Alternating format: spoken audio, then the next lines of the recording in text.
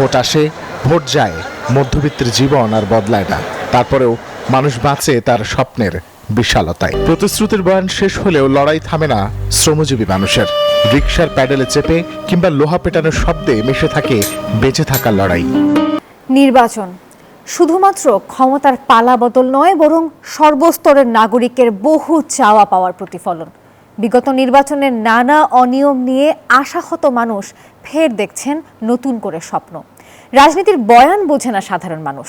তাদের চাওয়া পরিবারের সন্তানটি সহজেই পাক কাজের সুযোগ, আর নিত্যপণ্যের দামটা খানিকটা নিয়ন্ত্রণে থাকুক। ভোট নিয়ে গণমানুষের প্রত্যাশার কথার বাকিটা জানাচ্ছেন আমাদের সহকর্মী রিশাদ হাসান। ক্যামেরায় ছিলেন সেলিম খান।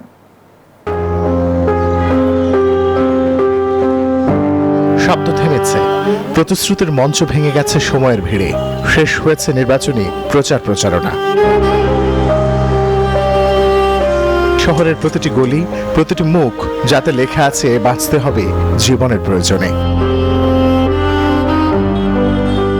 প্রচারণার 20 দিনে প্রার্থীরা শুনেছেন কত নতুন স্বপ্ন বোনার গল্প। নির্বাচিত হলে এই এমপি মন্ত্রী প্রার্থীরা প্রতিশ্রুতির কতটা করবেন পূরণ, সেই প্রশ্ন থেকেই যায়। প্রতিশ্রুতির বয়ান শেষ হলেও লড়াই থামে না শ্রমজীবী মানুষের। রিকশার প্যাডেলে চেপে কিংবা লোহা পেটানোর শব্দে মিশে থাকে বেঁচে থাকার লড়াই। যেসব পার হয়ে যায়, যা যা চিন্তা শেষে করে।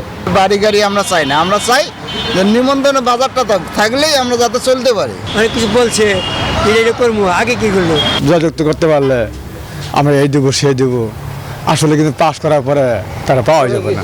মাঝে আছে সেই সাধারণ মানুষ যারা প্রতিদিন হিসেব করে বাঁচে। দ্রব্যমূল্যের চাপে, বাড়ি ভাড়ার ভারে আর ভবিষ্যতের অনিশ্চয়তায় তাদের প্রত্যেকটি দিন এক একটি নীরব জীবনযুদ্ধ। ভোট আসে, ভোট যায়, মধ্যবিত্তের জীবন আর বদলায় না। তারপরেও মানুষ বাঁচে তার স্বপ্নের বিশালতায়।